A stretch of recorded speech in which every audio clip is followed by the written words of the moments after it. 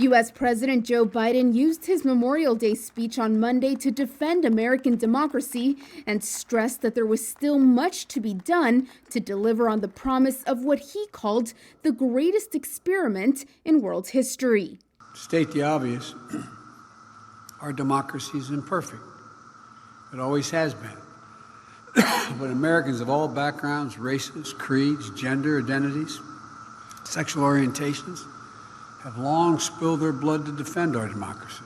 In a speech at Arlington National Cemetery, Biden warned about threats at home and abroad. Democracy itself is in peril, here at home and around the world. What we do now,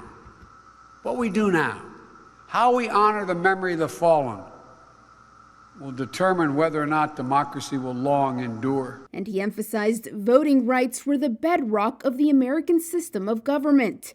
Democracy thrives when the infrastructure of democracy is strong. When people have the right to vote freely and fairly and conveniently.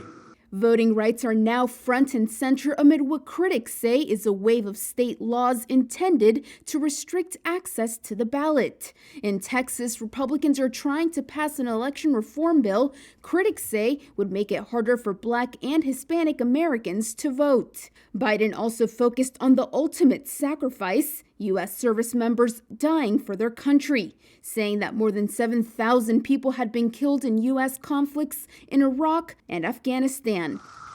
In honor of the fallen, Biden, accompanied by Vice President Kamala Harris and Defense Secretary Lloyd Austin, laid a wreath at the tomb of the unknown soldier.